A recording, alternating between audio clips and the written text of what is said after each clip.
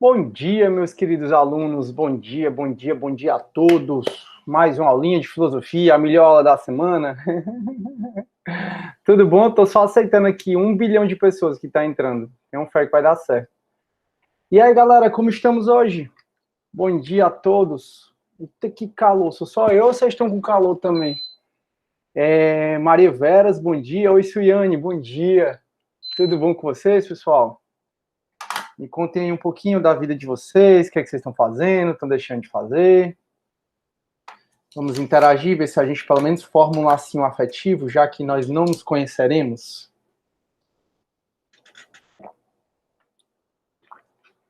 Tá todo mundo com sono, né?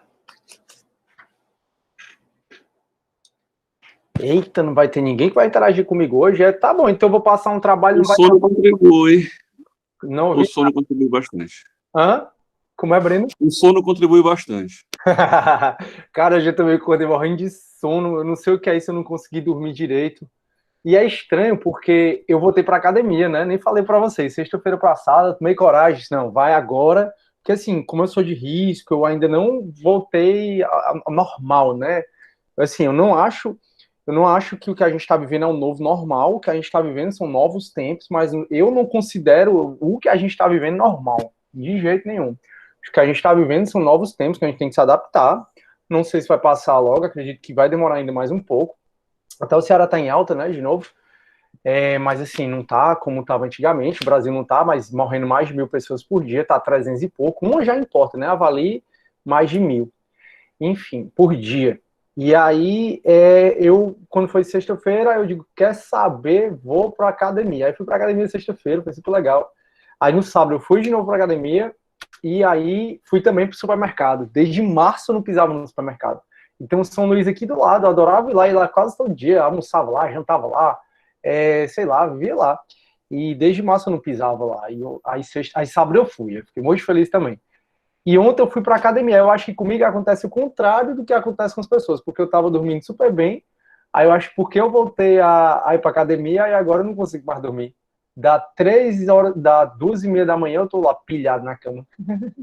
Show. Serotonina lá em cima. Bom dia, bom Pois dia. é. Bom dia, Elaine.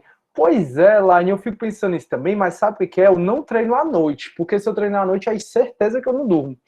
Mas aí eu não sei o que é, não. Acho que é porque eu sou muito agitado mesmo, e ainda junto com a academia. E assim, como eu ganhei um pezinho, né? Aí eu tô me dedicando um pouquinho mais, digamos assim. Tô correndo e malhando, ou então tô fazendo funcional e malhando, e vai dando certo. Comédia.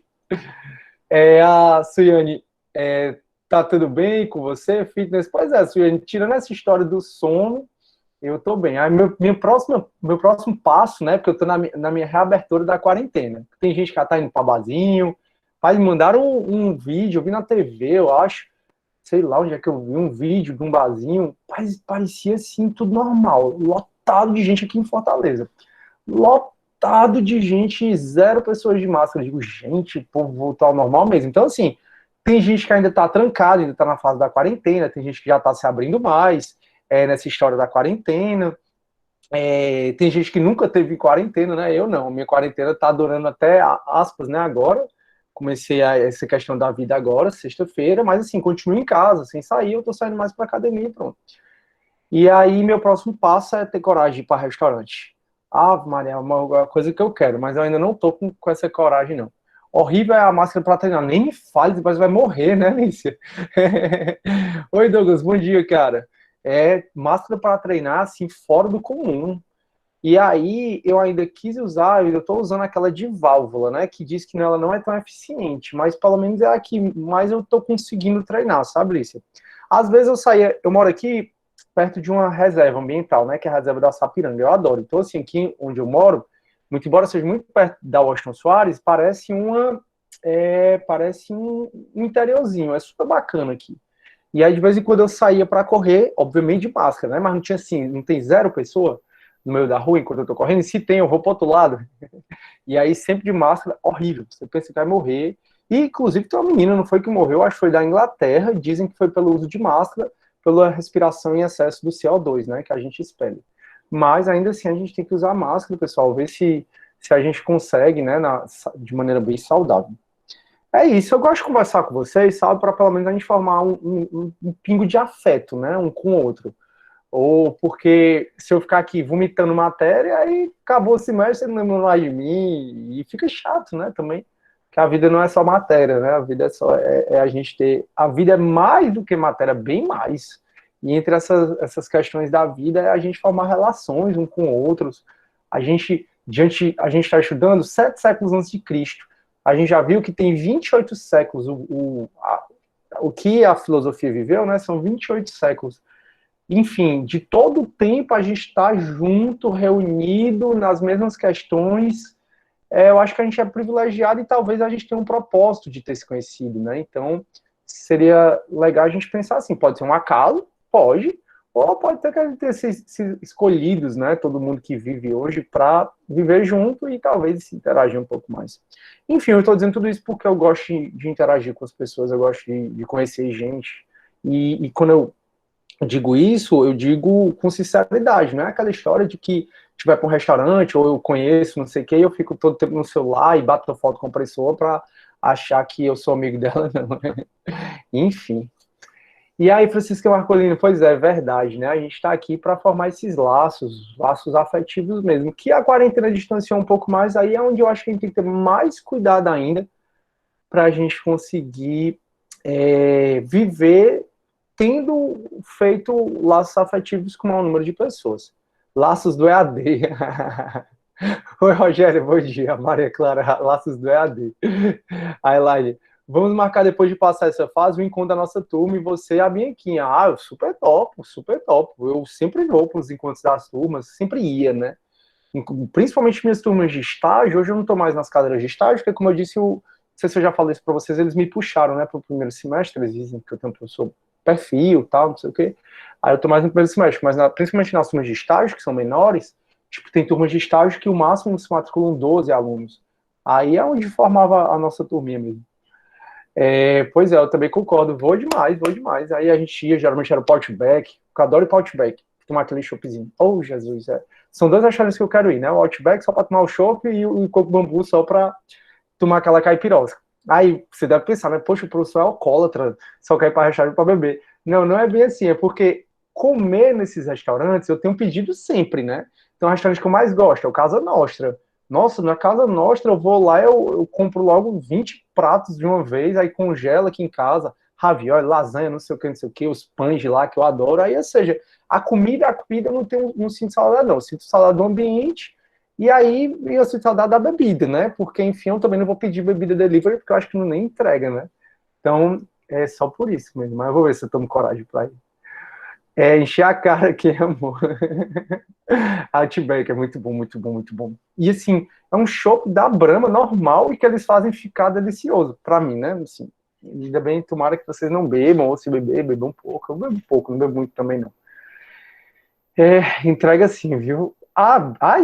Lívia, eu não sabia não, não queria nem saber disso aí não, Lívia, porque lá vai eu tomando porra em casa, que sentido isso faz? Eu sozinha aqui, casa local, aí você fica geralmente belado, né? Graças a Deus eu tenho muito hábito de quando eu tô num restaurante, eu já não sou muito viciado em celular, né? Começa daí, graças a Deus. E se eu tô num restaurante, eu esqueço o celular, mas às vezes, tipo, eu lembro que eu tava, sei lá, no hotel do Beach Park, aí tava lá tocando uma musiquinha, eu tomando uma, aí me divertindo e tal, aí começa a ficar mais alto, né, e o celular aqui do lado, aí começa a postar um monte de coisa que você não quer postar, começa a mandar mensagem pra um monte de gente que você não quer mandar, aí a questão toda é que quando você beber, você tem que ficar bem longe desse negócio de celular, né, porque senão você faz um monte de coisa errada. Ô, comédia. Ô, comédia. Faz parte. Aí lá ele tá dizendo que gosta dos mates lá do Outback. Os mates são bons, mas eu vou pra lá pra beber meu chopp. E no começo eu bebia um chopp grande, aí depois 3, aí depois 6. Tinha dias que eu saía de lá, Maria, nunca saí carregado não, mas saí de lá cheio do líquido. Né?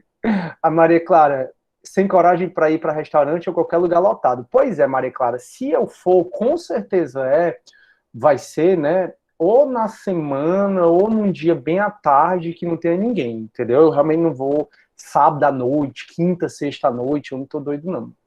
Aí se eu for é mais ou menos assim. Mas eu vou criar coragem, eu vou sim. Aí a Maria Clara, sim, professor, amo o chopp de lá. Olha, Ana Emanuele, que legal. Aí tem um delivery de bebida, não, mas aí não é qualquer bebida, é a caipirosca do Cocumbu ou a coisa do Outback, né? Que aí tem todo diferencial, na minha opinião. É o Zé Delivery, ó. Maria, vocês também são cultura, né?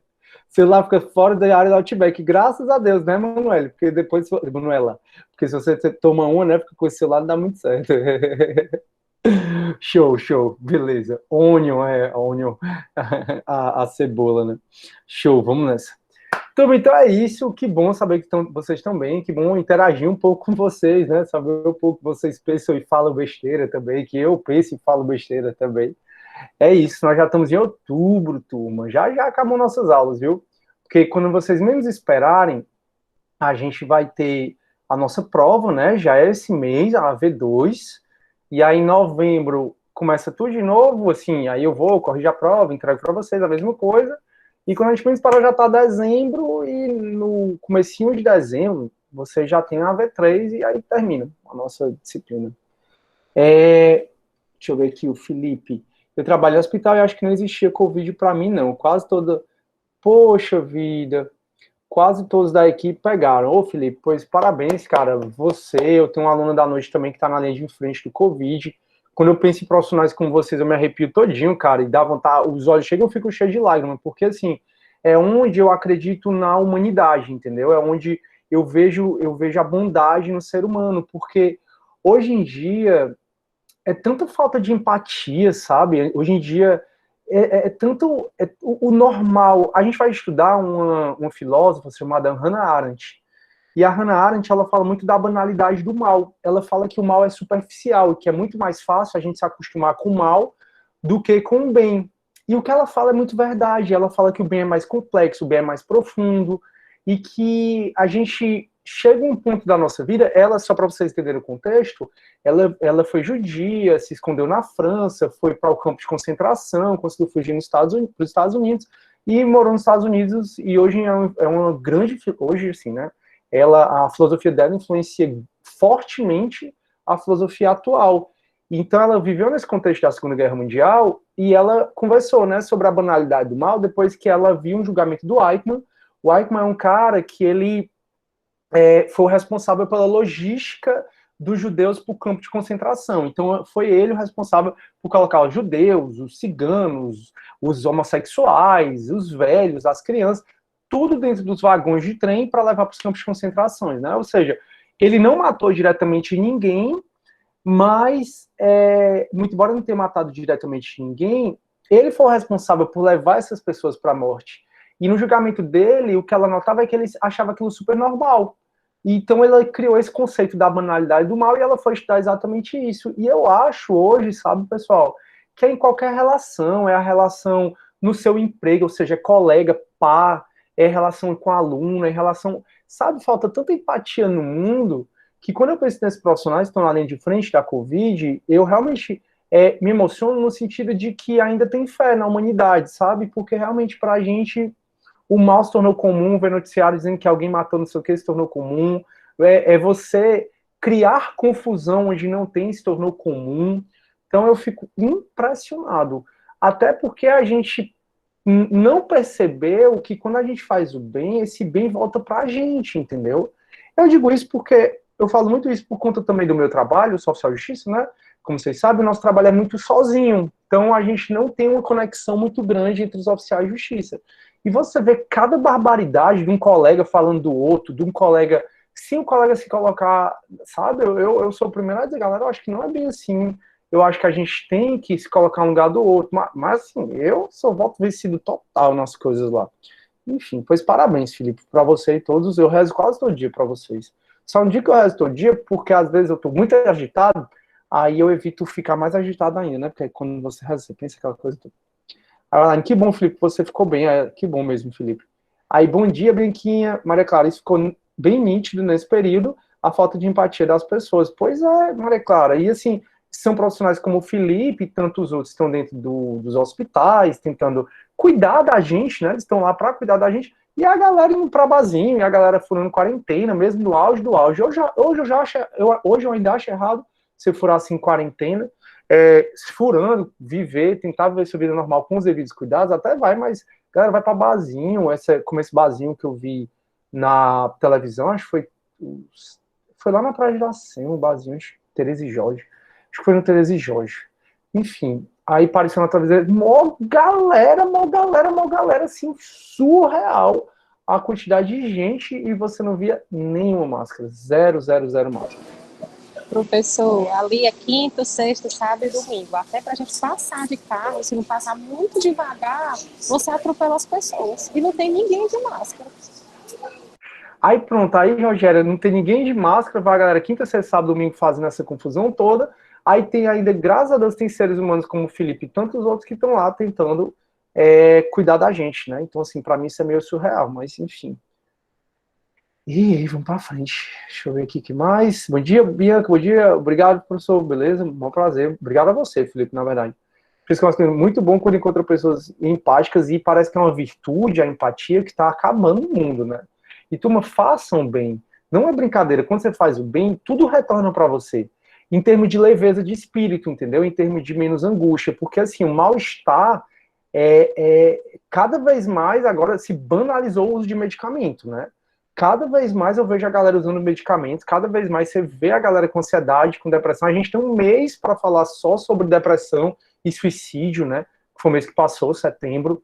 E aí, então, ou seja, é uma realidade muito grande. A galera tomando remédio, a galera pensando em suicídio, a galera sentindo esse mal-estar. Sentir mal-estar é uma condição normal do ser humano, né? Aquela angústia, aí você nomina como você quer. Uns chamam de angústia, outros chamam de mal-estar, outros não sabem o que é. Mas é um normal da condição humana. E graças a Deus o mal-estar existe, porque se fosse todo mundo feliz, todo beleza, não teria muita graça a vida, né? Mas é para você saber lidar com esse mal-estar, saber o que é que está causando, ir para a causa raiz. E é impressionante como você faz uma boa ação, como esse mal-estar ele desaparece. Então, ou seja, a empatia, a boa ação, o se colocar no lugar do outro, tudo isso volta para você de maneira muito bacana. Enfim. Parabéns, Felipe. A Rogéria está falando. O Felipe está dizendo assim: no pico da pandemia apareceu muita gente sem noção, brincando com a vida. Pois é, isso não só no pico, né, Felipe? Até hoje. O Lucas, gente, é tão bom você dormir com leveza que faz algo bom para alguém? Pois é, Lucas, eu também acho. Mas não é para você fazer algo bom e postar nas redes sociais, não, certo? Fazer o bem sem olhar a quem, né? Não é esse tipo de bondade, né, que a gente vê a galera. A Maria Clara, eu passei a tomar mais medicamentos durante a quarentena, foi terrível demais. Pois é, Maria Clara. Maria Clara está dividindo aqui um pouco com a gente como esse uso de medicamento realmente aumentou. E não foi na Maria Clara, não. Acho que aqui deve ter mais gente que toma, no mundo todo.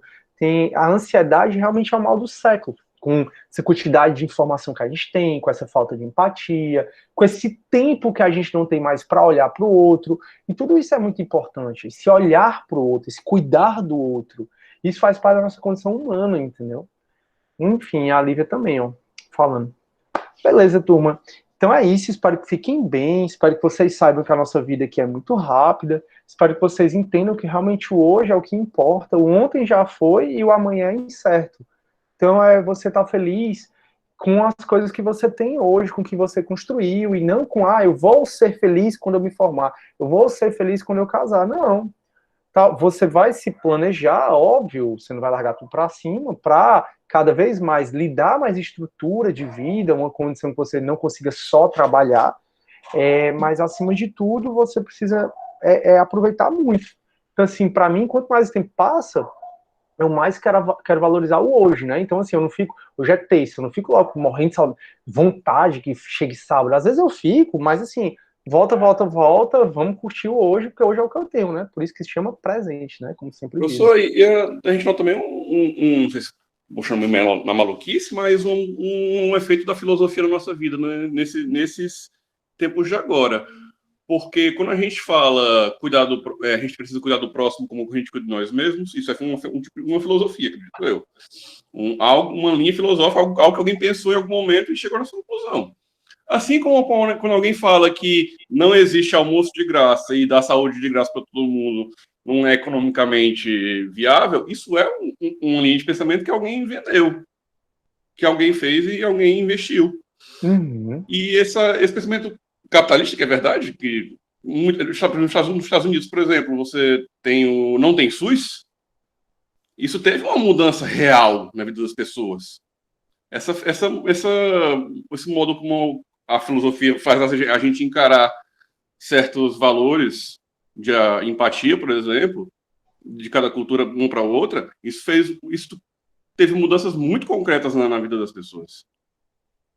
Legal, Breno, valeu. Eu também acho, cara. Eu acho a filosofia muito importante, acima de tudo, porque ela faz a gente pensar. E a filosofia, eu até disse para vocês nos primeiros dias de aula, não lembro exatamente qual foi a aula, que o que a filosofia ela faz para a gente é nos ajudar a nos conhecer melhor. Tanto é que Sócrates ele dizia que não adianta você tentar conhecer qualquer coisa antes de conhecer a si mesmo. Por isso que tinha no oráculo de Delfos, né, até já contei a história para vocês, hoje a gente vai revisar essa história, conhece-te a ti mesmo. Porque o pressuposto de você conhecer qualquer coisa é você conhecer a você. Então, se você se conhece melhor, fica mais fácil você entender seu mal-estar, sua angústia, sua ansiedade, fica mais fácil você se colocar no lugar do outro. O problema é que hoje a gente é tanta coisa para fazer, tudo tão rápido, né, Breno? Que a gente não tem nem tempo para refletir quem a gente é. Te acorda, tem aula, depois vai trabalhar, depois tem coisas domésticas para fazer, enfim. O momento de parar, como os gregos tinham, né, de parar, de refletir, de pensar, não tem mais. Mas tem que ter cuidado com isso, né? Breno, obrigado aí pelo feedback, eu também concordo com o Breno, a filosofia ela ajuda muito nesse aspecto. Principalmente no semestre passado, que foi no auge da pandemia, né, eu vi o tanto que essa filosofia ela foi muito importante, a nossa disciplina, né, também, para os alunos. Eu notava que eles vinham assim para aula com sede, porque sempre tinha uma questão de motivação. Eu sempre falava, galera, a gente não conhece, aí eu dava uma motivação e sempre eu acho que era ser muito leve, divertido, como é, né? A gente traz a matéria aqui de uma maneira mais leve, eu acho, e a gente discute. Então, assim, eu notava muito que a minha disciplina em si, eu imagino que a dos outros também, mas eu não estou nas aulas dos outros, então eu não posso dizer, mas eu imagino que essa disciplina aqui, ela realmente ajudou muito e tem ajudado muita gente, né? Tem gente que vem aqui e vibra, ai, que legal, falou que chega e tal. Acho mó legal, acho mó fofinho falar isso. Mas enfim, obrigado, Breno, show. E a Elaine tá dizendo, cuidar do outro é cuidar de vocês. Exatamente, mas parece que a gente não entendeu muito isso ainda, né, Elaine? Enfim. Beleza, turma, então vamos lá, voltando para a nossa aulinha, vamos falar um pouco, continuar falando um pouco sobre o período socrático, né? Esse período socrático, onde começou no século V, antes de Cristo, aliás. A gente estava no período cosmológico, ou pré-socrático, e agora a gente entrou no período socrático, o período de maior florescimento da democracia ateniense. E nesse período de maior florescimento da democracia ateniense, a política ficou cada vez mais importante. E como a política ficou cada vez mais importante, Sócrates propôs não pensar tanto no cosmos, no mundo, no arqué. Então Sócrates ele disse, a gente devia pensar muito mais nas questões humanas do que na natureza.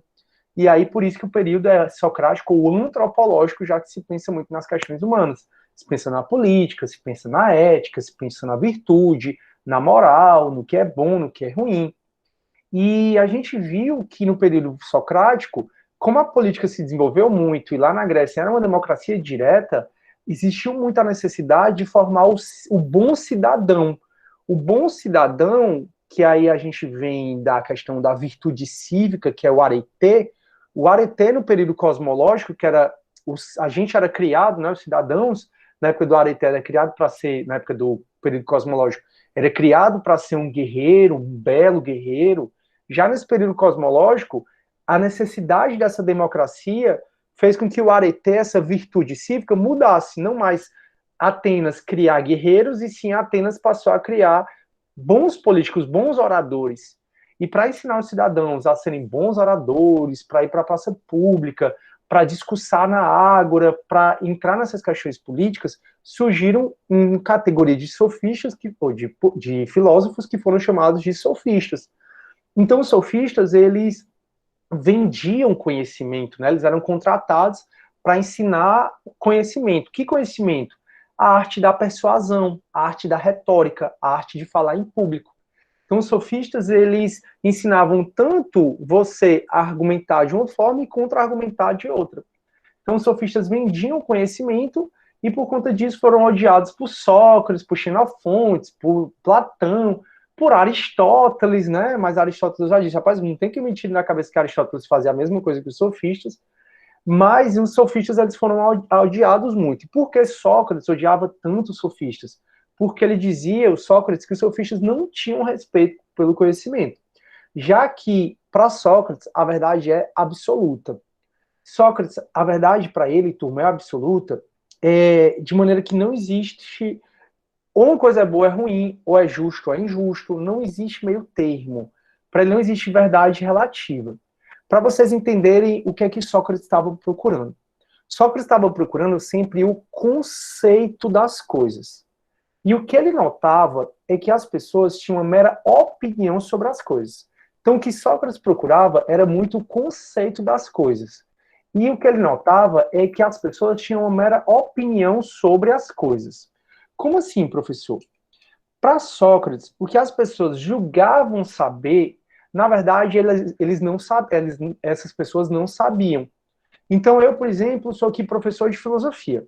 Imagina que eu tenho uma postura muito arrogante, tá? De professor mesmo. Com certeza vocês já tiveram aquele professor mais arrogante, aquele professor que era mais fechado. Com certeza vocês já viram aquele médico que se sente mais Deus, ou o juiz que se sente mais Deus. Aquela pessoa que se sente melhor que todo mundo. Se Deus quiser, você teve poucos contatos com pessoas como essas, mas elas existem no mundo, tá bom? Pessoas que são muito arrogantes, pessoas que julgam saber de tudo. E aí, Sócrates chegava para essa pessoa que julgava saber de tudo, e aí ele começava a fazer perguntas. Então, Platão, né, eu já falei para vocês que Sócrates nunca escreveu nada, para ele a tradição oral era muito mais importante do que a tradição escrita, e a gente conhece Sócrates por conta de Xenofonte, Xenofonte, turma, era um grande amigo de Sócrates, tá? Então, Xenofonte deixou coisas muito boas falando de Sócrates, assim, incríveis. A gente conhece Sócrates principalmente pelos escritos de Platão. Platão escreveu vários livros, várias obras, muita coisa mesmo Platão escreveu. E aí a gente conhece Sócrates por conta de Platão, só que Platão era discípulo de Sócrates. Então Platão e Xenofonte tinham um julgamento mais parcial, né? A gente conhece então Sócrates também pelos escritos de Aristóteles, que foi discípulo de Platão. Então Aristóteles também tem um quê muito parcial. Então a gente conhece Sócrates por conta de 3, vou chamar de amigos ou discípulos dele. Então a gente conhece Sócrates pelos escritos ou de Platão, que era discípulo dele, ou de Aristóteles, que era discípulo de Platão, ou ainda de Xenofonte, que era amigo de Sócrates. Então preste atenção, turma. Imagina que você vai escrever sobre uma pessoa que você gosta. Com certeza você não vai dar um relato imparcial. O seu relato vai ser parcial. Então a gente conhece Sócrates por conta dos escritos dessas 3 pessoas, né? Xenofonte, Platão e Aristóteles. E a gente conhece Sócrates por conta de um comediante que odiava Sócrates, que era um tal de Aristófanes. Aristófanes foi uma das pessoas que a gente conhece Sócrates por conta dele. E Aristófanes era um dramaturgo, ele que escrevia peças de teatro. Vocês sabem que o teatro grego, com o uso daquelas máscaras, era muito famoso na época. E aí ele escrevia peças teatrais satirizando, meio que até humilhando Sócrates. Ele escrevia Sócrates como um charlatão. Então, por exemplo, uma das peças de Aristófanes, chamada As Nuvens, o Aristófanes, ele colocou Sócrates como se fosse um charlatão, né, como eu já falei, e as pessoas iam até Sócrates para Sócrates ensinar as pessoas a não pagar as dívidas e a convencer os credores de que aquelas dívidas não deveriam ser pagas. Então a gente só tem, turma, extremos. Quais são os extremos? Ou a gente conhece Sócrates por 3 amigos deles, que é Xenofonte, que é Platão e que é Sócrates, ou a gente conhece Sócrates por um inimigo dele, que é Aristófanes. Aristófanes escreveu As Nuvens, por exemplo, é um dos livros que tem conhecido, que na verdade é uma peça de teatro, e ele colocava Sócrates muito como um charlatão. Então ele colocou nessa peça que as pessoas procuravam Sócrates para poder Sócrates ensinar elas a não pagar as dívidas e convencer os credores de que essas dívidas não deveriam ser pagas. Então, a gente conhece Sócrates, né, pelos extremos, ou 3 pessoas que gostam muito, ou uma pessoa que não gosta muito dela. Mas o fato é que Sócrates, ele, de acordo com Platão, perambulava, né, sobre as praças de Atenas. Sócrates sempre muito simples, porque ele ensinava muito o equilíbrio, tá? Toda vida eu digo, ô Sócrates, por que tu não me ensina? Principalmente o equilíbrio da comida. E aí ele ensinava muito os discípulos dele a pensar, e por isso ele foi condenado, tá? Mas sobre a condenação dele já eu chego para falar sobre isso com vocês. Vamos entender mais o raciocínio, o que é que ele fazia, né, durante a vida dele. E aí o Sócrates, ele chegava para a galera, perambulando sobre Atenas, e ele chegava principalmente para as pessoas que julgavam saber muito de alguma coisa e perguntava coisas para ela. E esse método que ele criou é o método chamado maiêutica socrática, que a gente utiliza até hoje. Então, esse método que ele criou de fazer perguntas em cima das perguntas, em cima das perguntas, com esse método, e já dou alguns exemplos para vocês, tá bom? Ele passou a ver que as pessoas, elas não sabem as coisas, que as pessoas, elas, na verdade, têm opinião sobre as coisas. E aí ele queria achar o conceito das coisas e não a mera opinião. O conceito para ele era uma verdade imutável. Daí porque ele tinha tanta raiva dos sofistas. E essa minha história toda é para explicar porque que Sócrates tinha tanta raiva dos sofistas. Porque o que Sócrates dizia é que as pessoas têm uma mera opinião sobre as coisas. Então ele dizia assim, ele chegava para o arquiteto, você é arquiteto, você entende tudo sobre arquitetura, né? Beleza. Você entende tudo sobre estética, né? Então, ao invés de perguntar se esse copo, por exemplo, é bonito, ele perguntava o que é beleza. Ao invés de perguntar se algo é justo ou injusto, ele perguntava o que é justiça. E se você perceber, turma, a gente é muito falho em conceituar as coisas. Se eu perguntar quem é você, me dê um conceito sobre você, com certeza seu conceito vai ficar incompleto. Se você me perguntar um conceito de filosofia, um conceito de direito, um conceito de justiça, tudo isso fica incompleto. E para Sócrates, o método dele, né, que é chamado maiêutica socrática, era um método de perguntar as coisas até chegar num ponto onde não tenha outras respostas, onde chegou nesse ponto, atingiu o conceito. E o conceito é uma verdade para ele, o Sócrates entendia a verdade muito como sendo absoluta, e esse conceito tinha que ser válido para mim, para você e em todo mundo. Então, para Sócrates, se eu dou um conceito de justiça, e lá nos Estados Unidos se dá um outro conceito de justiça, significa que a gente só está dando uma opinião. A gente não está dando a verdade sobre a justiça, porque para ele a verdade é absoluta. Então ele realmente passou, turma, a mostrar para as pessoas que as pessoas não sabiam do que elas julgavam saber. Então você imagina quanto Sócrates deve ter sido odiado. Deve ter sido não, tanto é que ele foi condenado à morte, tá bom? Então ele foi condenado à morte e ele realmente foi muito, muito, muito odiado. Primeiro porque ele fazia as pessoas pensarem, e sempre para as políticas sempre foi bom que as pessoas fossem alienadas, né?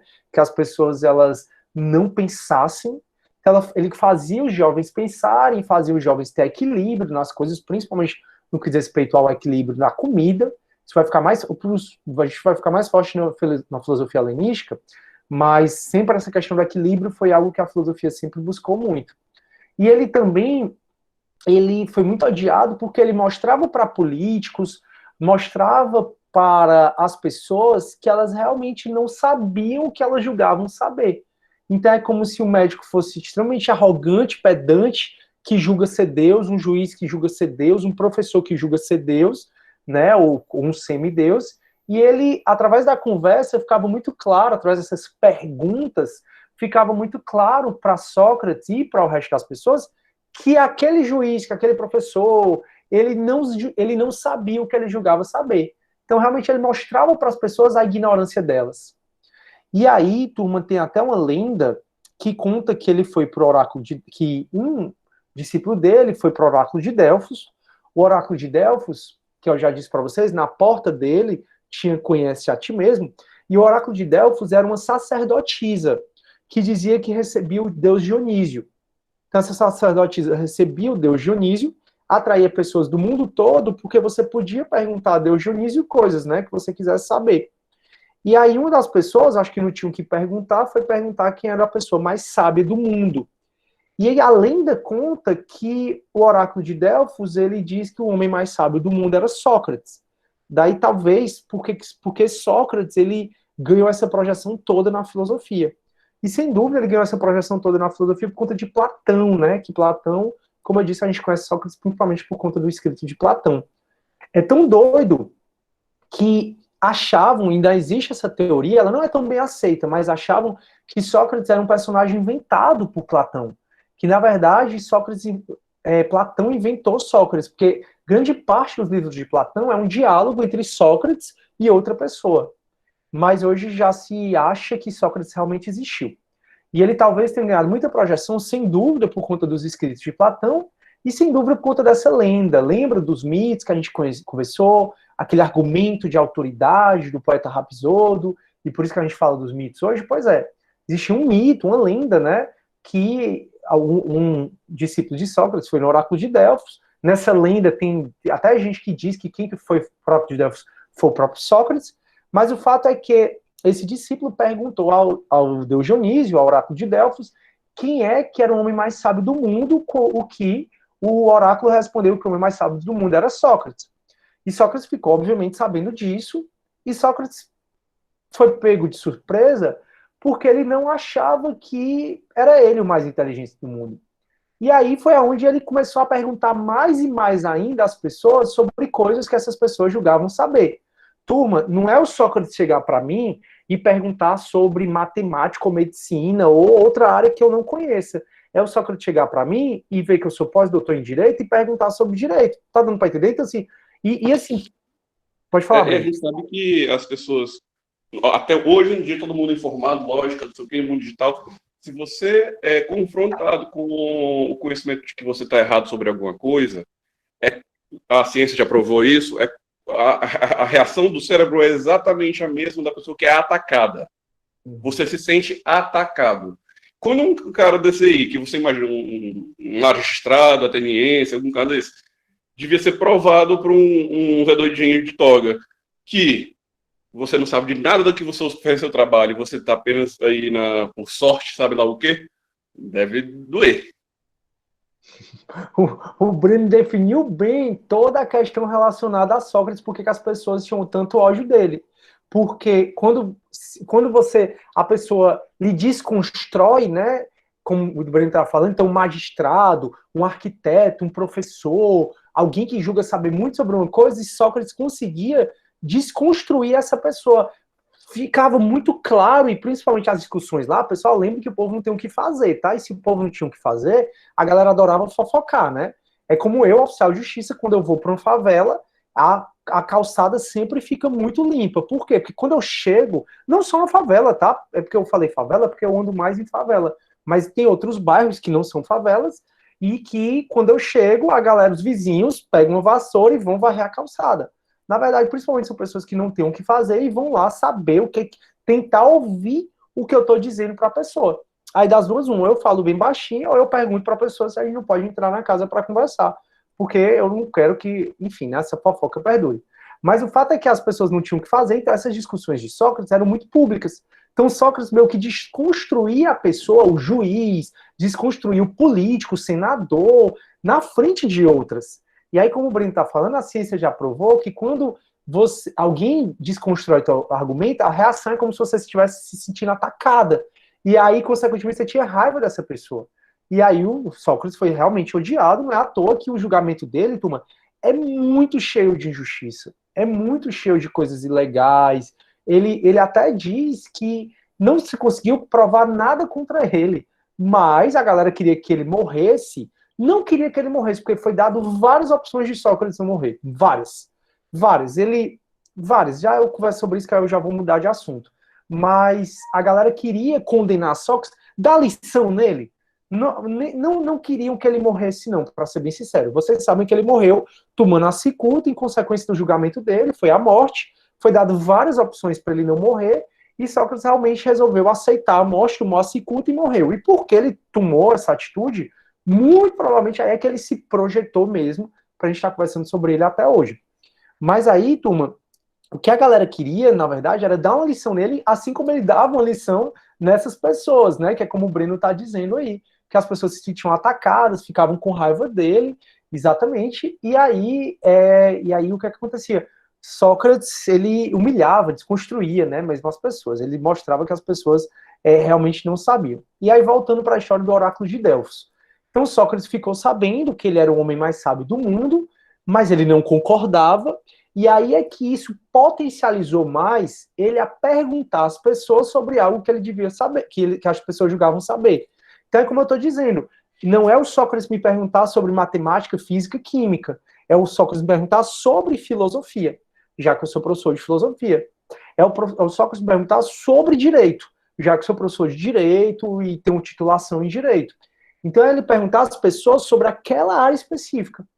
E aí ele percebeu, através dessa maiêutica socrática, já a gente conversa um pouco mais sobre isso, ele percebeu que as pessoas não sabiam o que julgavam saber, que as pessoas tinham uma mera opinião, que nem o conceito daquilo que as pessoas julgavam saber, elas realmente sabiam. E aí ele chegou a uma conclusão que todos vocês conhecem. Sócrates entendeu porque o oráculo de Delfos, ele disse que ele era o mais sábio do mundo. E ele entendeu que o oráculo de Delfos só disse que ele é o mais sábio do mundo porque ele era o único que conseguia, ou ele era o que mais conseguia, reconhecer a própria ignorância. Qual é a frase que a gente mais conhece de Sócrates? Só sei que nada sei. Então, através dessa frase de Sócrates, só sei que nada sei, ele está reconhecendo a ignorância. É uma frase que eu sempre falo para vocês. O conhecimento é um oceano e o que a gente sabe é uma gota. Então, imagina que você saiu do mar, o mar é tudo que tem de conhecimento, o mar que roda o mundo todo, né? E o que a gente sabe é aquela gotinha que fica na pontinha do nosso dedo, é o que a gente sabe. E Sócrates sempre foi humilde. Lembrem, a raiva que Sócrates tinha em relação aos sofistas eram duas. Primeiro, porque para os sofistas a verdade era relativa, né?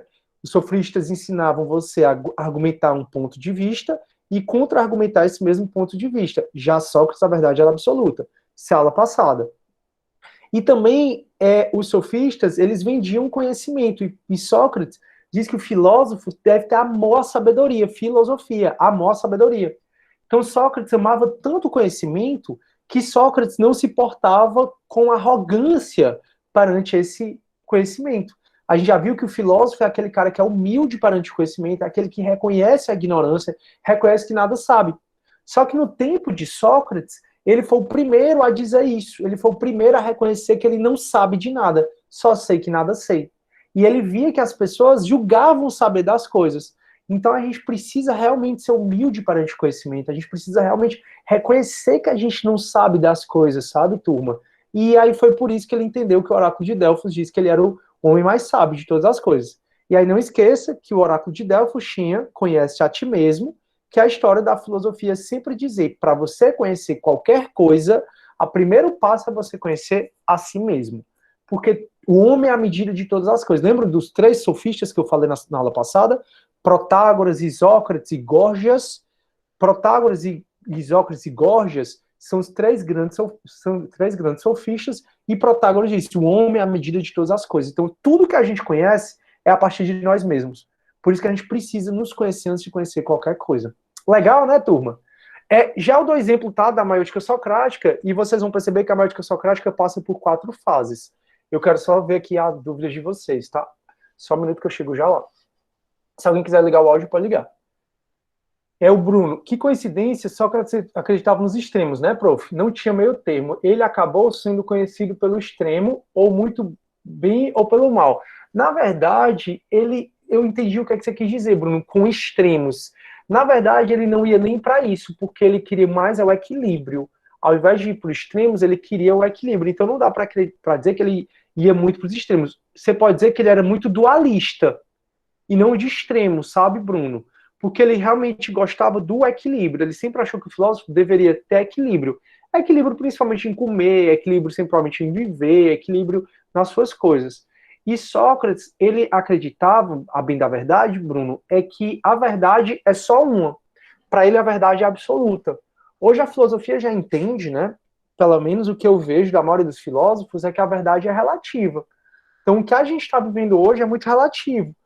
Mas Sócrates, ele entendia que a verdade era absoluta, que uma coisa era boa e era ruim. Não dava para essa coisa ser duas coisas ao mesmo tempo. Entendeu, Bruno? Se tu não entendeu, tu me diz aí. O Lucas, o senhor acredita naquela teoria de que Sócrates não existiu, que foi criado por Platão? Pois é, Lucas, eu já até comentei isso na aula passada e comentei hoje também, que realmente Sócrates parece que foi uma ficção, né? Tem muita gente que acredita nisso, mas a grande maioria, principalmente dos historiadores, acham e acharam evidências que realmente Sócrates existiu. E, turma, se Sócrates tivesse sido mencionado só no livro de Platão, aí até tudo bem, mas Sócrates foi mencionado em outros livros, né, em outras coisas. Então já teve registros históricos do julgamento de Sócrates. Enfim, eu realmente acho que ele existiu. Aí o Breno falando assim, Sócrates, eu vou tirar seu nome do SPC. Aí a Sara, e as pessoas achavam que ele sabia as respostas das perguntas que ele fazia. Ah, pronto. A Sara entrou num assunto super legal, Sara, valeu. O que dava mais, eu acho, né? Isso é minha opinião. O que eu acho que dava mais raiva nas pessoas ainda era o fato de Sócrates chegava e perguntava, né? Sidney, você entende sobre direito, né? Beleza, o que é direito? Aí eu dizia, direito é uma ciência que isso, que aquilo outro. Aí ele, tá, e o que é ciência? Ciência é um método, um procedimento que segue. Tá, e o que é procedimento? Então Sócrates era o cara mais chato do mundo. Ele ficava perguntando, até você não ter mais resposta, né? E aí, ou então até mostrar a contradição no pensamento das pessoas. Só por exemplo. O Breno é super religioso. Breno, eu vou te pegar aqui como bode expiatório, tá, cara? Eu tô só. Mas é só. Pode ser o Breno, Eu pode ser o sou João. ativamente ateu, mas tudo bem. Não entendi. Eu sou ateu, mas tudo bem. Então, o Breno é ateu. Então, eu vou pegar o João como exemplo. Aí, o João é super religioso, super religioso, super religioso. Eu, inclusive, tô com um texto. Eu morei na Polônia, né? Aí eu trouxe esse texto pra mim e ele tem cheiro de rosa. Eu passo tempo a cheirar ele. Eu adoro. E a Polônia, você sabe que o Papa João Paulo II, ele foi polonês, né? Ele foi um Papa polaco. E eu tenho o maior carinho, o maior cuidado com a Polônia, que também voltou a ter teleaula, né? Porque as escolas tinham aberto. E voltou, igual Madrid voltou e outras duas E cidades da muito Espanha. religiosos, eles, muito, muito, muito religiosos. Incrível. São muito católicos. E a missa lá, eu não entendia nada, obviamente. Aquela língua eslava, né? O polonês é muito difícil. Mas a língua mesmo você não entende, ela é toda cantada, linda, linda, linda. Adorava ir pra missa lá. E eles são muito religiosos, demais. E as catedrais, as igrejas, uma mais bonita que a outra. Mas enfim, voltando para cá. Então, alguém muito, muito, muito religioso, né? E lembrem que a Grécia era politeísta. Aí, você é muito religioso? Você acredita nos deuses? Ah, acredito. Sócrates mesmo acreditava nos deuses, tá? Você cultuar outros deuses, ele foi condenado por cultuar outros deuses que não os de Atenas. E isso dava a morte.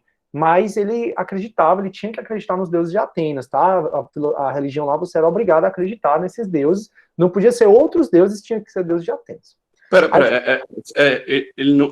Eu até entendo ele ter apostasia, você não cultuar os deuses de Atenas, isso normalmente dá morte mesmo. Mas Atenas também não deixava você cultuar o deus de fora, mesmo junto, porque era bem comum você ter múltiplos cultos na mesma pessoa. Culto era basicamente, tipo, era como se eu fosse, eu vou pro culto de tal igreja hoje, tal outra igreja hoje, eu não tenho não são excludentes os cultos, geralmente. Mas em Atenas você não podia ter culto de fora? Tinha uma liberdade religiosa muito grande, Atenas. Mas um dos crimes que ele foi condenado foi exatamente por cultuar deuses fora de Atenas. Então Atenas tinha os deuses deles, que você podia cultuar, que eram vários, mas você não podia, por exemplo, fazer sacrifício em nome de outros deuses que não os que Atenas reconhecia. Tanto é que ele fala nisso na condenação deles. Na condenação dele. Guarda aí um pouquinho que a gente já entra aí nessa parte, tá? Só um minutinho, deixa eu só acabar essas histórias da Baiótica Socrática, que a gente entra na morte dele, que eu falo da condenação. Aí, turma, o que é que acontece? O Sócrates, ele foi... Sim. Aí ele chegava, por exemplo, para um cara que era muito religioso, aí ele dizia, você acredita nos deuses, né? Sim, acredito. E você acha que os deuses são sábios, né? Sim, são sábios. E o sábio é aquele que nunca erra, né? Os deuses nunca erram. Mas vem cá, os deuses, eles brigam? Os deuses brigam? Sim, brigam, porque eles discordam um dos outros. Eles discordam dos outros. E se eles discordam dos outros, não significa que um tá certo e outro tá errado, não? Aí o cara começou falando que os deuses sabem de tudo e que os deuses nunca erram. E ele chegou à conclusão que os deuses só podem errar já que eles vivem brigando, e se os deuses vivem brigando porque discordam um dos outros, é porque um pode estar certo e outro está errado. Então os deuses erram. Isso é só um exemplo para vocês entenderem como funcionava a maiêutica socrática, como funcionava o método de Sócrates, que era fazer com que a pessoa entrasse em contradição.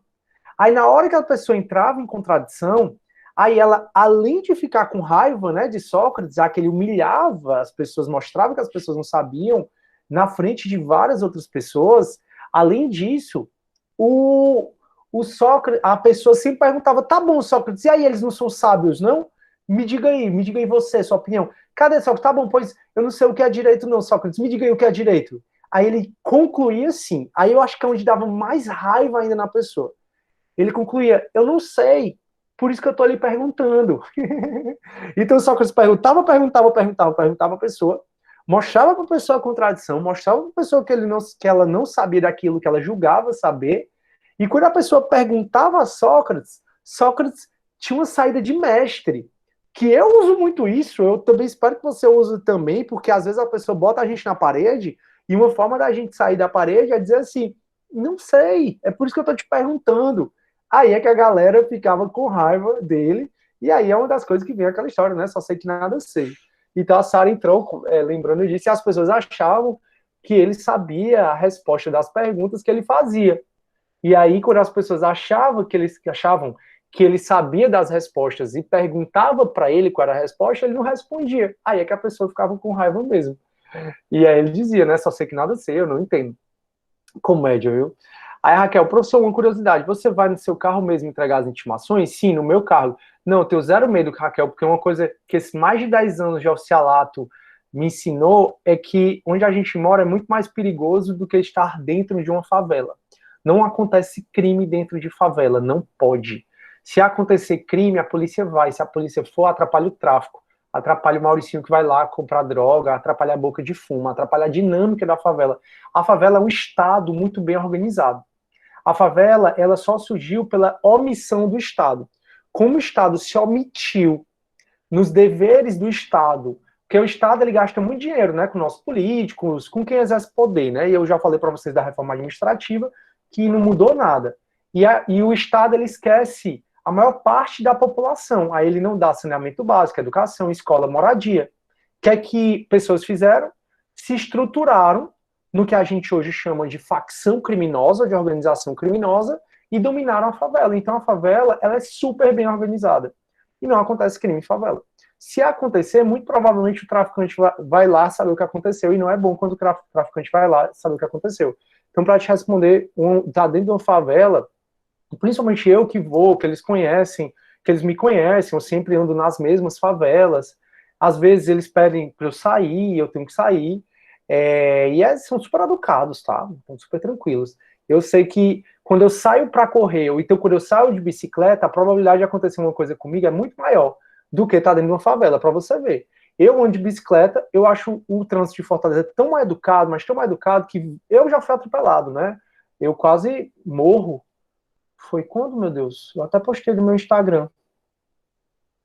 Foi... Acho que deve fazer um ano, mais ou menos, que eu quase morro, que eu fui atropelado, tava de bicicleta. Enfim, Sabe quando foi, Bianca? Não entendi. Então, pra Bianca, talvez ela saiba. Enfim, mas não importa a data, eu acho que faz quase um ano. Mas quase eu morro, fui atropelado de bicicleta e assim, já motoristas de ônibus que deveriam ser profissionais. É engraçado que quando a gente está indo, né, de bicicleta, aí tem um carro ou um ônibus vindo. Isso já aconteceu milhões de vezes. Aí vem um quarteirão e o carro vai dobrar. O carro, ao invés de desacelerar para a bicicleta passar, para o pedestre passar, o carro acelera, te tranca, que tu tem que frear para poder não bater no carro. Eu acho isso um desrespeito humano tão grande, e isso já aconteceu comigo uma, duas, três, 200 vezes. Porque quando eu estava em aula, né, eu ia muito para a Unifor de bicicleta. Eu sempre ando muito de bicicleta, vou para academia de bicicleta e tal, mas realmente é muito complicado. Então, assim, a probabilidade de acontecer uma coisa comigo, eu andando de bicicleta, de ser assaltado, de ser morto por um idiota desse. Ixi, eu falei idiota, não, acho que eu nem podia falar, mas paciência. Uma possibilidade de eu ser morto por um cara desse, ou de ser assaltado, é muito maior aqui do que eu estar numa favela, viu? Então eu vou no meu carro, vou sozinho. Aí o Bruno... Professor, eu acho que foi ou no final do ano ou foi no começo, que tanto o senhor não pegou nenhuma turma de filosofia no primeiro semestre. Ai, não, foi ano passado, foi na metade do ano passado. Eu acho também que foi na metade do ano passado. Na verdade, Bianca, eu me acidentei, aí eu fiquei de muleta, e aí eu tinha atestado, né, acho que de 30 dias, eu não lembro, para poder não ir para a aula. Eu digo, tem nem perigo. No dia seguinte eu peguei 2 muletas, comprei 2 muletas e fui dar aula em todo canto. Na Unifor, nos cursinhos. Eu lembro que eu continuei minha vida normalmente, eu não... Porque assim, eu acho que a gente tem que trabalhar muito a resiliência na gente, né? A resiliência é essa história de você cair, mas você se levantar e se levantar mais forte. E toda vida que a vida me derrubou, eu me levantei bem mais forte, me levantei bem melhor. Então eu não deixei de dar um dia de aula. Lembro bem que eu ia para a Unifor mancando lá, porque eu fui atingido na perna. Vamos para frente. O Bruno, Raquel, quando ele entra na comunidade, ele vai com polícia, mas é um trabalho que tem que ter horário. Não, Bruno, eu não vou com polícia. Na verdade, todo mandado, você quer até um mandado, por exemplo, de despejo. Eu tenho que despejar uma pessoa, né, por exemplo, de casa, né, tirar ela de casa. Todo mandado eu tenho uma autorização para chamar a polícia ir comigo, mas é pior levar a polícia para a favela, então eu não levo. O Bruno já foi, Raquel, não tenho coragem a esse respeito e fiquei curiosa agora. Valeu, Bruno. Bruno, antigamente tinham 100 polícia, mas hoje em dia tudo tá 5 vezes mais perigoso. Pois é, Bruno, é 5 vezes mais perigoso se eu levar a polícia. Dá para entender o pensamento dele devido à época, mas entendi sim, prof, ele era dualista. Show. Aí a Maria Clara, crianças quando aprendem a falar. Exatamente, que é aquela fase do porquê, né, que era Sócrates. Aí a Lívia, aí a Elaine, penso que não era bem quisto devido a ele provocar nas pessoas a autorreflexão. Pois é, Elaine, é muito complicado também essa história da autorreflexão, dele mostrar que as pessoas não sabiam e dele não responder quando as pessoas perguntavam a ele. Aí a Rogéria, kkkk, aí a Lucas, refutado. A Fernanda, Bia, tô caindo direto, mas tô aqui. Aí a Bianca, no direito, a frase depende do caso concreto. Tá, Fernanda, pois é. No direito sempre é isso, porque a gente realmente, os alunos muitas vezes querem colocar o direito tudo numa caixinha. E a gente tem que sempre dizer, o direito é casuístico, o direito é caso a caso. Todo crime, o mesmo crime, roubo, aconteceu aqui e aconteceu na outra esquina. São roubos totalmente diferentes, são mundos totalmente diferentes. Aí o Bruno, a favela é mais organizada que o governo. Bruno, eu acho isso. Eu, Sidney Soares Filho. Se é ou não, eu não tenho base científica para te dizer. Que a favela é muito mais organizada, muito mais. Chega a dona de casa, está precisando de um fogão, de alimento, de gás, e ela não tem. E aí o traficante vai lá e dá para ela. Quando ela vai para o governo não dá nada. E aí? Quem é que ela vai apoiar mais? Chega uma dona de casa e precisa de advogado. Aí ela vai para a Defensoria Pública, que atende, sei lá, dependendo, a Defensoria Pública atende pouquíssimo, tá? Assim, ela atende muito, mas a estrutura dela deveria ser bem maior para atender todo mundo. Eu digo isso porque eu morro de pena das pessoas que eu falo, que vão 5 horas da manhã para falar com a Defensoria Pública e não conseguem senha para falar com o Defensor Público. Enfim, mas essa é outra discussão. Aí o Estado não dá a Defensoria Pública, dá, mas não dá, né, a Defensoria Pública, o governo, aí o traficante vai e contrata o melhor advogado da cidade para ela. Quem é que ela vai gostar mais? Quem é que o filho dela vai servir? É o governo ou é a facção criminosa?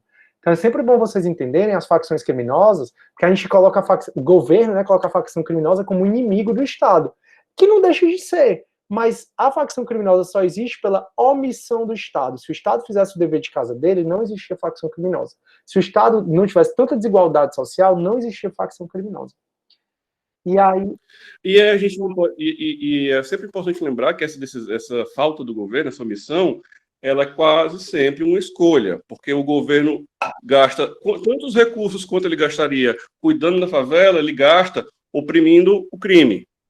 Pronto. Se ele investisse em infraestrutura, educação, blá, blá, blá, blá, blá, integrasse as pessoas dentro da comunidade e trouxesse as comunidades para a nossa sociedade, porque eles são marginais à nossa sociedade, eles não fazem parte da nossa sociedade, por isso que eles são marginais, não teria esse problema todo, esse dreno de polícia, essa guerra ao crime imensa. Pronto, exatamente, porque assim, os problemas de política pública acabariam se tivesse um investimento grande, forte em educação básica. Mas dar educação às pessoas é fazer as pessoas pensarem. Fazer as pessoas pensarem é fazer com que as pessoas critiquem, pensem, porque não é a política que faz a pessoa ser ladrão, é o nosso voto que faz o ladrão estar na política. E o ladrão está na política exatamente porque a gente não tem um voto consciente, não um voto crítico. A gente vota em qualquer pessoa e pronto. E a infraestrutura também. Os exemplos principalmente Medellín e Bogotá, que são mais conhecidos, que eram cidades que nos anos 70 eram o crime. Era os cartéis do Pablo Escobar, também era por lá, não era nenhum. Acho que ele morreu também, enfim. Mas como é que eles conseguiram diminuir muito nessas cidades? E isso virou exemplo para o mundo, tem paper sobre isso, tem todo tipo de estudo. Infraestrutura, ônibus, parque, praça, escola, como estrutura física. Porque quando você não faz parte da sociedade, você faz parte de outra sociedade. Como você falou aqui até agora, é outro contrato social. O contrato social que você tem é com o traficante, é a lei do silêncio, quando a polícia aparece. Tudo isso que você falou já aqui, você sabe mais melhor do que todos nós. Pronto, perfeito, Pleno. É exatamente isso. Então, as facções surgem por uma missão do Estado, como a gente já falou.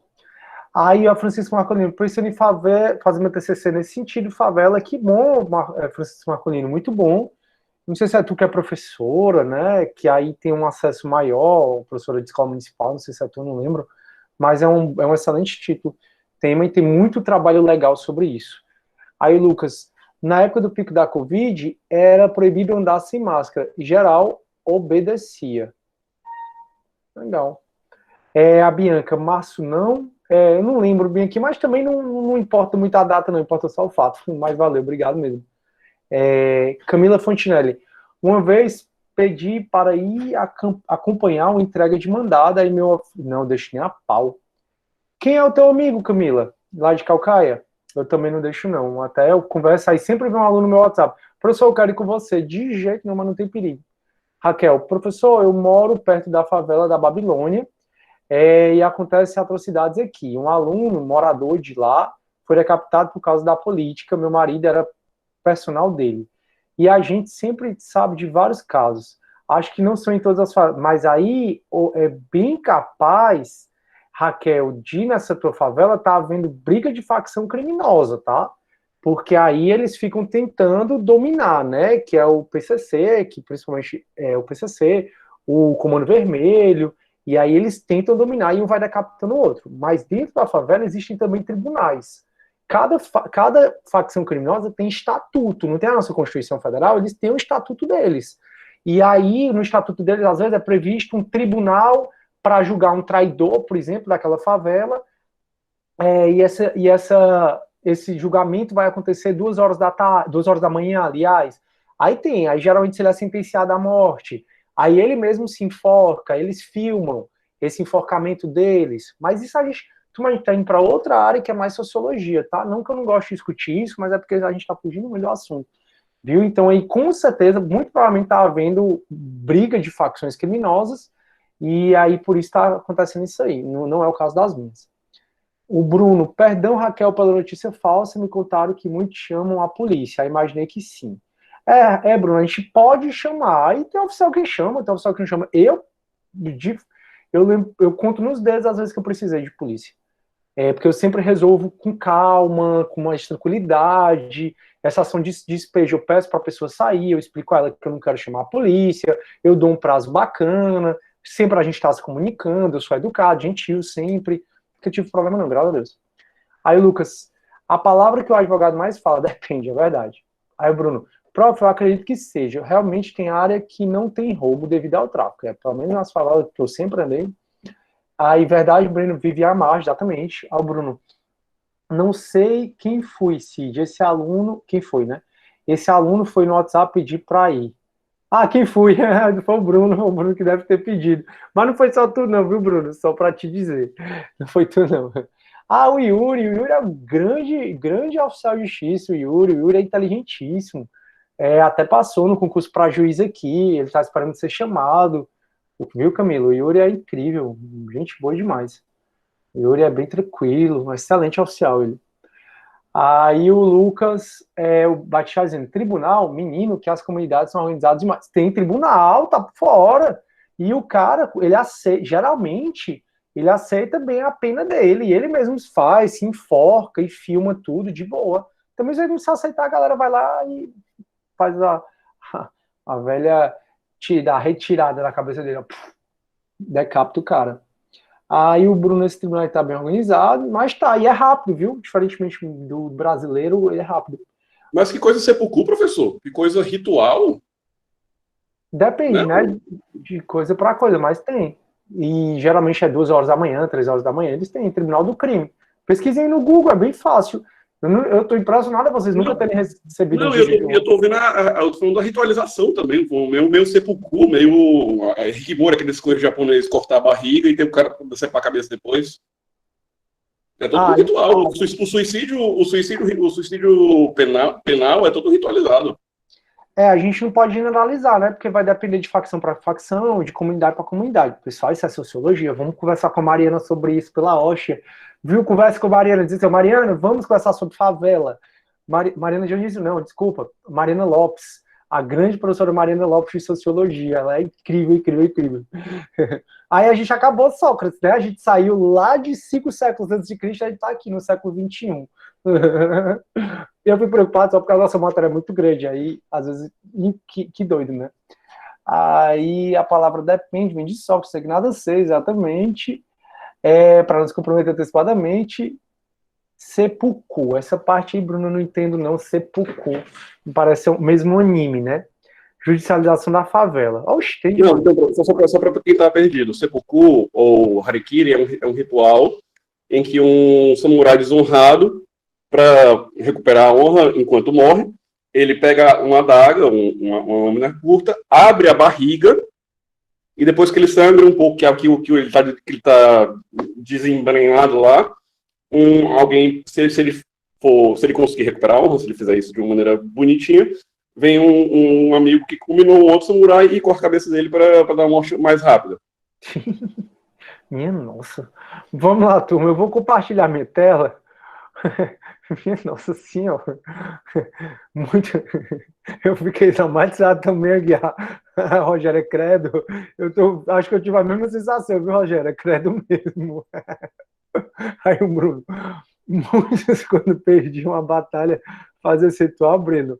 Tudo pela honra, minha gente. Vamos melhorar na nossa cabeça. Só para não deixar a gente achando muita coisa. Não é Hollywood, não é todo mundo que fazia isso, não. Alguns caras que compravam a ideia. Pessoal, vamos para Sócrates acabar logo, pelo amor de Deus, que eu tenho que acabar Sócrates hoje. Ó, turma, tá aqui, então compartilha minha tela.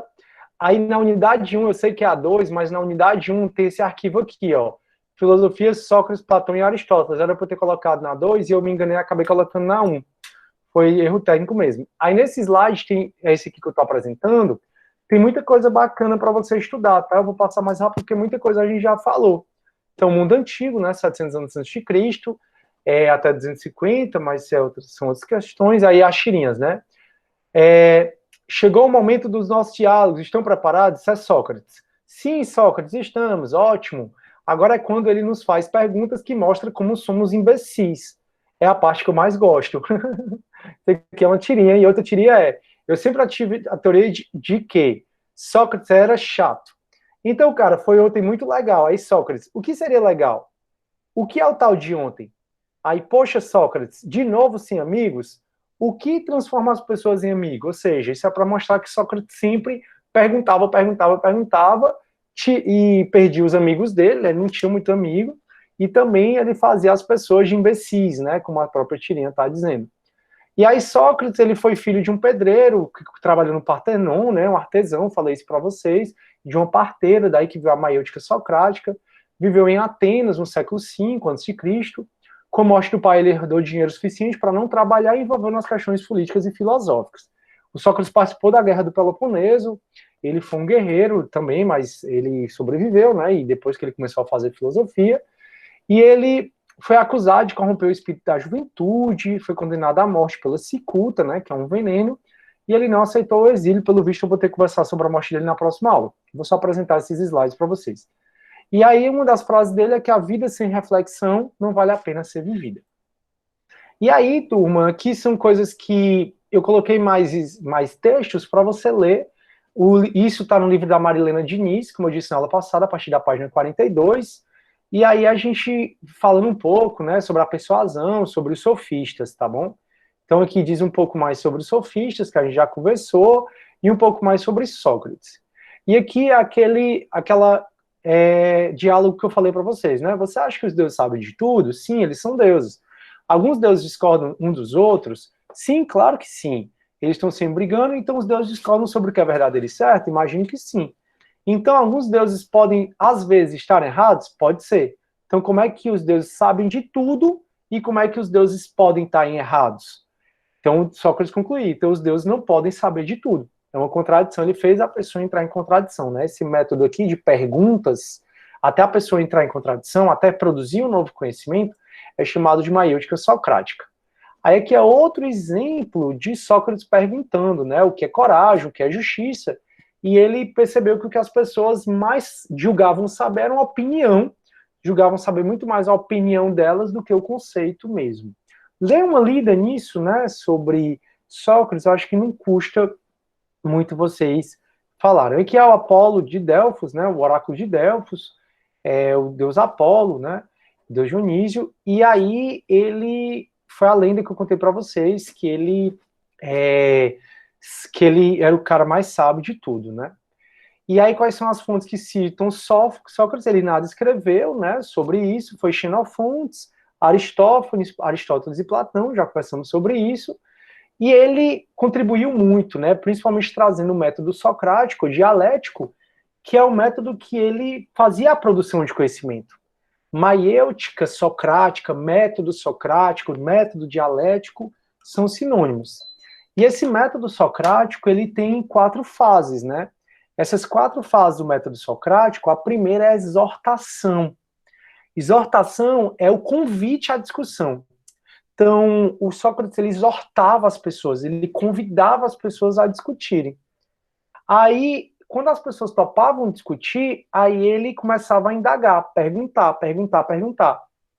Quando chegava uma hora, Sócrates mostrava a fragilidade no argumento da pessoa. É o que o advogado faz muito. E a maiêutica socrática é usada até hoje, né? E aí ele mostrava a fragilidade no argumento das pessoas, e quando ele mostrava o argumento frágil, quando ele mostrava a contradição, esse ponto era chamado de ironia. Só que a ironia era a contradição, era mostrar que o argumento da pessoa não era válido, a hora que a pessoa ficava com raiva. E aí tinha a maiêutica. Maiêutica vem de parto, né? A mãe dele era parteira, e aí Sócrates trouxe maiêutica, é parto. Então, após a maiêutica, é você construir um novo conhecimento. Então ele dizia que após os seus argumentos ficarem destruídos, você formularia outros argumentos, e isso é que era a maiêutica. Esse é o método socrático, tá, turma? Eu sempre gosto de cobrar em prova. Exortação é o convite, indagação são as perguntas, ironia é quando ele mostra a fragilidade no argumento, e a maiêutica é o parto das ideias, né, quando surgem novas ideias. Beleza, e aí isso aqui a gente já conversou, também fez muitos inimigos, e principalmente os sofistas, né, e ele queria uma vida virtuosa, ele falou muito de virtude, né, de equilíbrio, e para ele, a vida virtuosa é ter paz de espírito, e se você tem paz de espírito é porque você está fazendo a coisa certa, se você tem aquele mal-estar é porque você não está fazendo a coisa certa, então você deve ter a sua virtude, e não a virtude da sociedade. Então, se você está com aquela angústia, aquela coisa ruim, aquele mal-estar, isso para ele você não está respeitando a sua virtude. Talvez você esteja respeitando a virtude da sociedade, mas não a sua. E aí ele sempre fala que as coisas têm um conceito absoluto, né, e a virtude inclusive, o bem mais valioso é a virtude, e ninguém deseja fazer o mal. Ele diz, né, muito embora a pessoa vá lá e decapita o outro, a pessoa não deseja aquilo, porque para Sócrates é contra a própria nossa consciência. E o mal é perpetrado pela falta de sabedoria e conhecimento. O conhecimento a gente associava da moralidade. Então ele diz, existe uma coisa boa, o conhecimento. Daí porque a gente deve viver para o conhecimento. E uma coisa má, a ignorância. Isso é uma das frases que ele disse, né? Ele falou muito de virtude, que é você viver de acordo com sua ética, a sua moralidade, e não a dos outros. E para ele, tudo só tem uma definição, para ele a verdade absoluta, e não relativa. E aí, turma, ele disse, né, só sei que nada sei, e uma frase também que ele disse, sou um cidadão do mundo. Ele queria sempre uma vida cheia de conhecimento, e para ele não queria nem riqueza nem status. Ele queria uma vida sempre cheia de conhecimento, sem riqueza e sem status. E aí agora a gente começa a falar da condenação dele, mas aí eu vou deixar para a próxima aula. A gente vai estudar a condenação dele, e depois, na próxima aula mesmo, a gente entra falando um pouco sobre Platão, que foi discípulo de Sócrates.